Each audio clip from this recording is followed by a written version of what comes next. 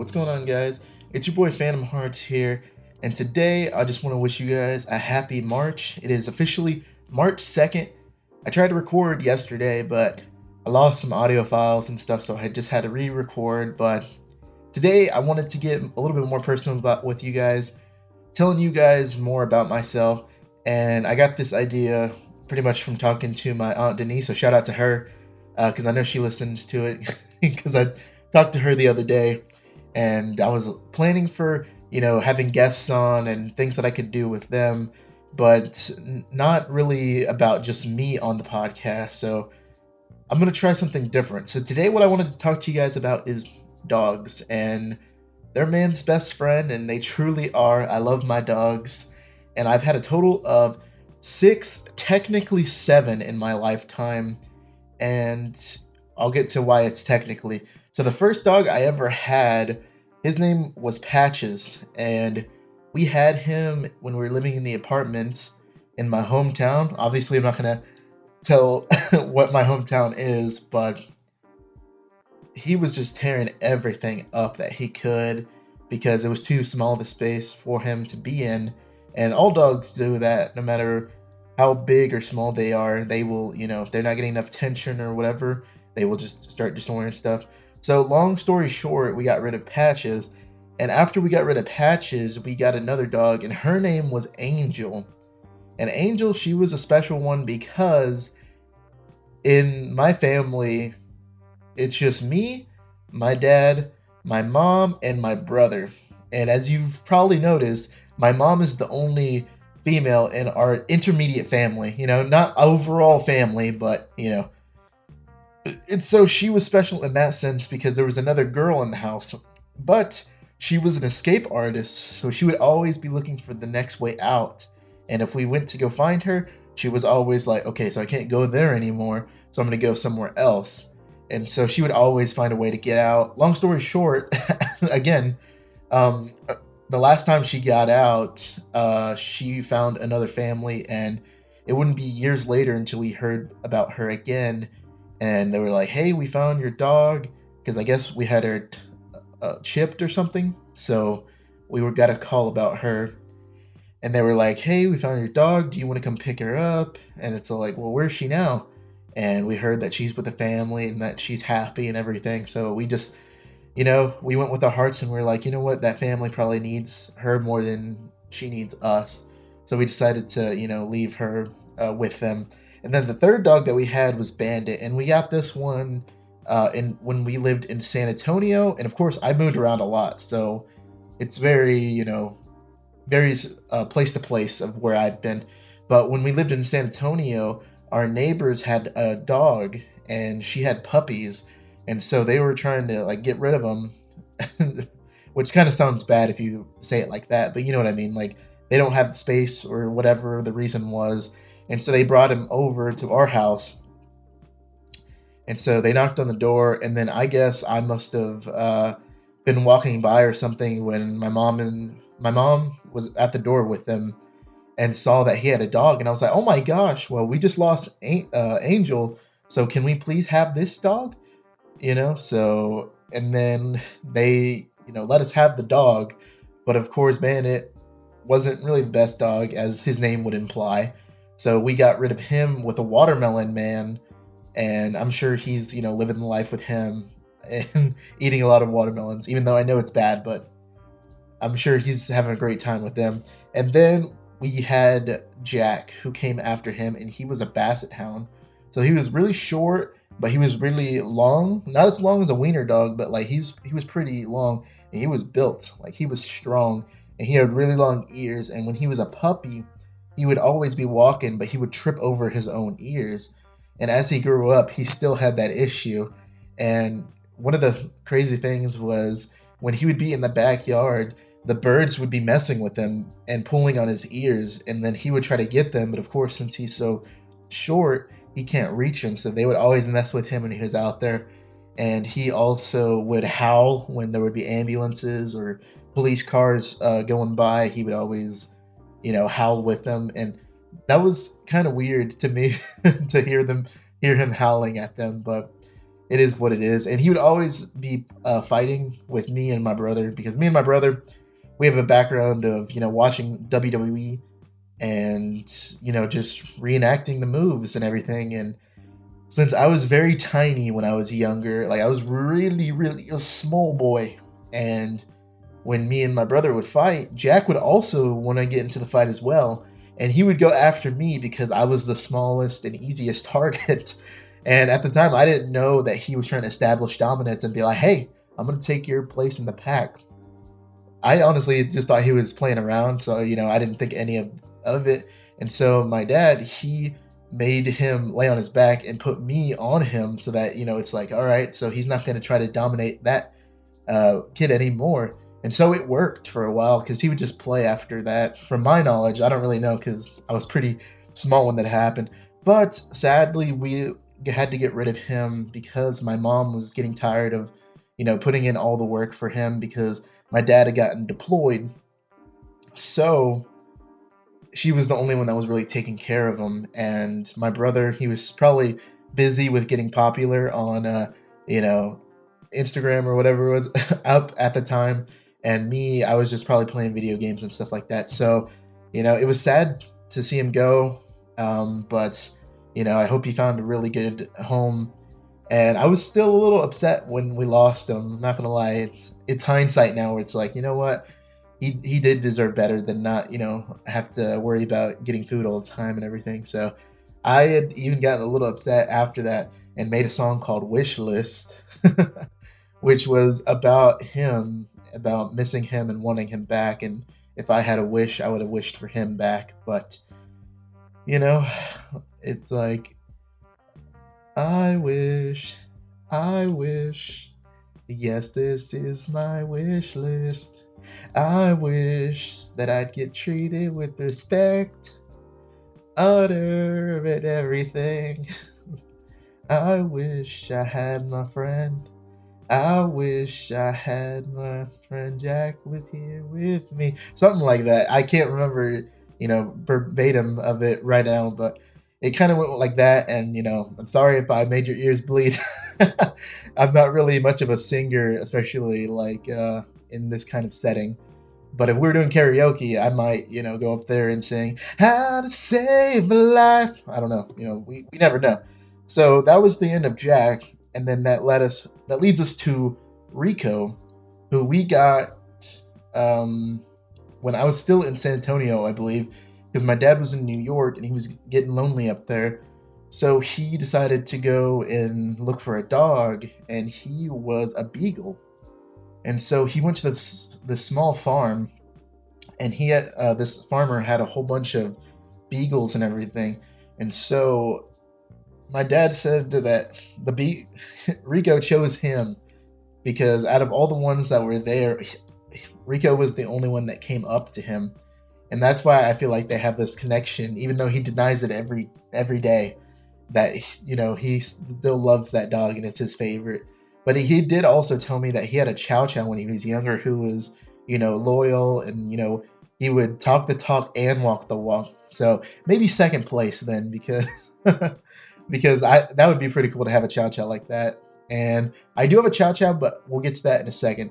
But anyways, Rico was very special. He's still with us today. He is 11 going on 12. And yeah, I'm just as shocked as you guys are. He's literally 12 years old, but he's still my baby. And I love him very much. And I care about him and pray about him too, because man, he has gotten into some trouble, eating wise, I would say, because he's eaten things that should probably have killed him, but by the glory of God and in his will, he saved him for me.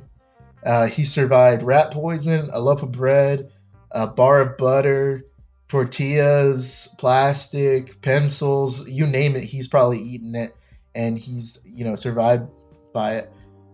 And one of the craziest things was he even ate an entire half of a fully chocolate cake. It was, chocolate batter, chocolate frosting. There was mega M&Ms on it, so not really the small M&Ms that we all know, but like the big ones. And there was Kit Kats on it, sure there was a whole bunch of other chocolate on it, and he ate an entire half of it.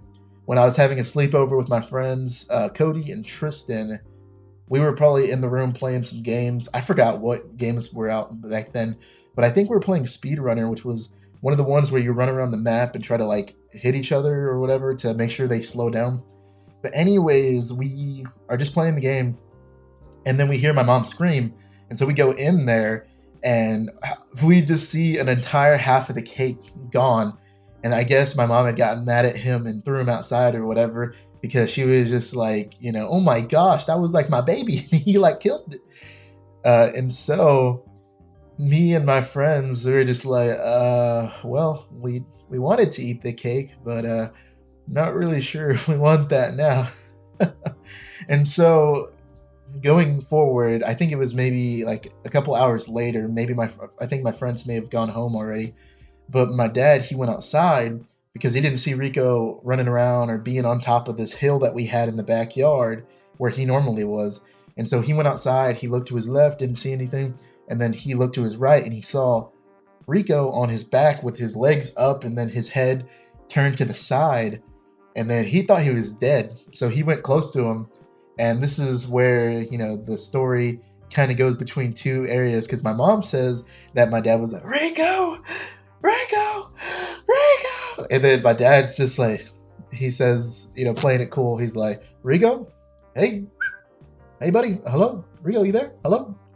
And so he gets closer and closer to him, and then he moves. It's like he starts moving, and then he gets up, and he was just like, man, that was probably the best day of his life, because he was like chocolate wasted outside, and it was just crazy to hear about that. I don't know what I would have done if I was in that position to do that.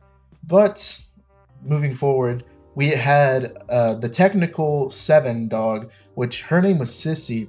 So the reason we got another dog with Rico is because they kind of need companions for when they're getting older. Of course, some of them they don't really need them, and we didn't feel like Rico really needed one, but we got it for him anyways because just to keep him young and running around and everything like that. And so we decided to get Sissy, who was a big Chow Chow. And those of you who have seen Kenai on my Instagram, who's the newest dog, she was bigger than him and scarier than him. Like, I even was scared of her because I was like, oh my gosh, she's a monster. And that's because she came from an animal shelter, and those dogs, you don't really know what they've been through. So of course, she could have been through a whole bunch, and that's why she doesn't trust anybody. But when me and my dad had found her and brought her home, my mom bonded with her pretty quick. And I think she may have went with us to get her, and that's why they bonded so quick. I don't think she would have went with us any other way. But that's besides the point. Either way, she bonded with my mom, and that was her person. And so my mom was cooking one night with when Sissy was there, and she was telling Rico to get out of the kitchen because he loves food, as he eats anything. And so she's like, you better get out of the kitchen, boy. And then Sissy, she comes like from behind my mom walking all macho, and then she gets in Rico's ear and tells him something. Like, she like barks, like she does like I don't even know how to describe it, what noise she made, but she basically told him, hey, you better listen to her, or you're gonna have to listen to me, like, or something. I don't know, but Rico just backed up like cowering. He's like, oh my gosh, she's scary. And so that happened, and unfortunately and fortunately, we only had Sissy for a couple of days because for some reason I wanted to let them outside to go to the bathroom. So when I opened the door, the El Paso walls, because we were living in El Paso at the time when we got Sissy, and Rico lived with us in San Antonio and in California and to San Antonio. So in El Paso, the walls are pretty short and small, and so she was able to hop the fences and to get out of there. And I was like, man, I feel so bad because my mom really liked this dog, and everything of that sort. So I can't remember if I called her or if I just told her when she got home about Sissy getting out. But unfortunately, she got found by somebody and brought back to the animal shelter, but she was adopted by one of the trainers who was, there with the dogs, and she really wanted to have Sissy. But I guess we were like the last trial family to see if she would have, be okay with that. And that's why I think everything happens for a reason, because if she wouldn't have went with us and escaped, we probably would have still had her. Rico would have been terrified for his life all the time, and we probably could have never brought her over to like our family's house, because she was so protective over my mom and everything.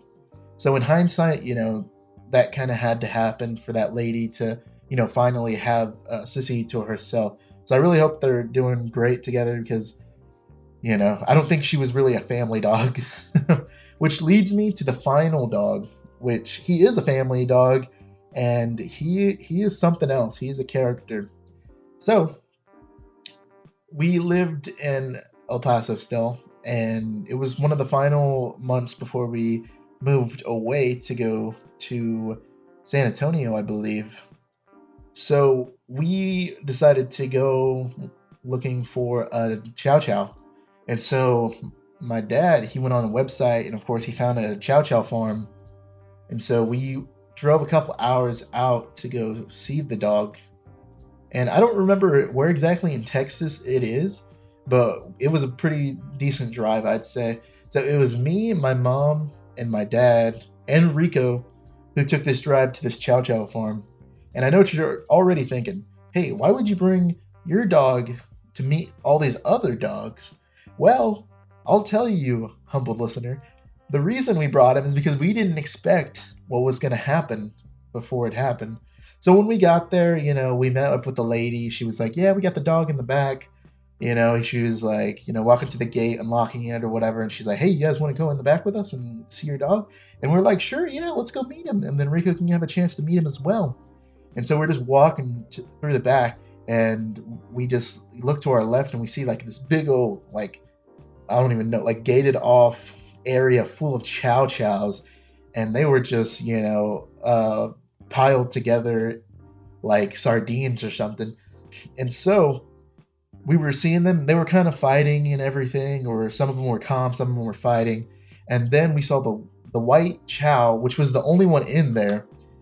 And we knew right away that it was the alpha, because he was stirring trouble and nobody would try to contest him, because, of course, you don't want to go against the alpha, because, he's normally the top dog. He's, super strong, or however the pack mentality thinks of him.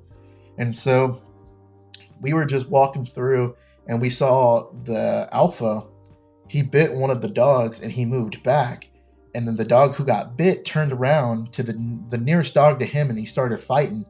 And so one fighting another, all of them started to do it too. And so she was like, hey, y'all can't be doing that. And then she gets this cow prod out, and I think it's officially called a cattle prod, but for some reason, me and my family, we had always called it a cow prod. And so she would go there and start hitting some of them with it, like tasing them with it, basically just make them stop. And I'm like, golly, if she has to have a cattle prod in order to like really, calm them down, that's insane. And so we basically walked a decent amount of space into the backyard, and we're just waiting there. And we see some cages and stuff in the back, where I guess that's where Kenai's mom was, and they were probably just outside of it, but I didn't see them at the time. And so she opens the gate, and then they all come running out, and we're like, what the heck? What is this lady doing, trying to kill us? And so they came out running, and the white chow that was in the back, he comes forward and tries to take a nibble at my dog. And of course my dog yelps, because I don't know if he got nipped at all, or if he actually did make contact. But what I did was, when they were coming out running to us, I picked him up like he was a baby, like on his back, and his arms and legs were up, and the chow jumped up and tried to bite his leg or something. And so the lady had to get the cattle prod to get him back into the cage, away from all the other ones. And as soon as he was contained, all of the other ones just turned into cute, cuddly teddy bears. And my dog, Rico, he was like, y'all are fake. I've seen what you guys are like. I don't want to mess with y'all. And so I just basically held him for the rest of the time that we were in there while the dogs were out. But the funniest story came from that. So when they were coming out after us, my dog, I grabbed him and I was like, Rico! And I picked him up and I like threw his legs a little bit, like to get him like fast enough. And then my mom was like, David! And then my dad was just standing there. But the ironic thing is, when I did that with Rico, he was peeing, I guess, but I didn't see it. And so he peed and he peed on my dad. And I didn't know that happened until after, we had gotten home or whatever. And I was like, man, that's crazy. Because his face was dry after, that whole, experience just happened. And so I guess he must have wiped his face or something like that. And so that's what happened when we were in the backyard. And my mom said that she saw Kenai and his sister, and they were like far away from the rest of them. And of course, they ran away immediately when the cattle prod came out against the white chow. So they probably already had experienced that or whatever. So that happened, and then we got to meet most of the dogs, and then she put them back in eventually. And then she went to go get Kenai, and she had him on this little rope thing, this red rope. And of course, it's not choking him or anything like that. It's just, makeshift leash. And so she gave it to me, and I was trying to walk him, but of course he was being stubborn, so he put his front paws down to make sure that he wasn't moving. And so I had to get behind him to pick him up, because he was like, if you want me, you have to pick me up. And then he's like, oh, I didn't know you were going to pick me up. And so when I picked him up, he started kicking. So he was making it really hard for me to, try to take him to the back of the car. And so we were approaching the car, and I put him in his cage, and my mom or dad must have let Rico into his seat, because after I put him in the cage and, closed it, then I went inside the car with him in the back seat with Rico. And my mom and dad were probably doing some paperwork or whatever else with the lady to finish up the thing. And I just looked behind me, and well, first I looked beside me and I see Rico. He's like kind of peering behind him. He's like, oh my gosh, we're bringing one of these things home. And then Kenai was just looking back at him, and then he barked one time, and then he was just smiling, which I thought was really wholesome. And of course, the reason his name is Kenai is because if you guys have ever seen the Disney movie Brother Bear, there is the main character whose name is Kenai. His totem or whatever in their culture to show what he's going to be like as a man was the bear of love. And of course, his brothers were picking on him or whatever because he was like the bear of love. But then as the story develops, I don't want to spoil or anything, because if you haven't checked it out, I highly recommend it. But of course, eventually he, goes with it, and then he's the bear of love. He's no longer stubborn as he was in the beginning of the movie, which I felt like Kenai kind of was. And this was the first dog I actually named. So that's why all the other ones I didn't give you the backstory of their names, because I didn't really get the chance to name them because I was too young at the time. But I did get to name Kenai, and he's something else. He's a character. He likes to fight with Rika all the time. And when we first had him for a couple of days or so, he would always go check on Rico when he's asleep, because Rico sometimes has nightmares. And so he would go check on him and make sure he's okay. But then as years goes on, he no longer checked on him because he was like, oh, he's all right. And Kenai, I believe he's 3 or 4, but he's still pretty young compared to Rico. And he's actually helped Rico a lot because he's no longer, as lazy as he used to be. Of course, he can be lazy, but now he has somebody to play with and, enjoy company with when we aren't home. But anyways, yeah, guys, so that's the dogs that I've had in my lifetime. 7, technically. And if you guys have had any dogs or any dog stories, leave them in the comments for YouTube and for Spotify. I'm gonna probably put a poll up that you can write whatever you want in for that dog related, but then again, just do what you want. Oh, that's Kenai right now. But anyways, guys, I just want to thank you guys again for listening wherever you're hearing my voice. And big shout out to my aunt Denise, who's a loyal listener, and she was suggesting that I put my uncle Alex on, and that would be a story. Like that would be a crazy one. But but anyways, guys, thanks again for listening. I hope you guys have a great day. Enjoy March, and yeah, I'll talk to you guys in the next podcast. Bye.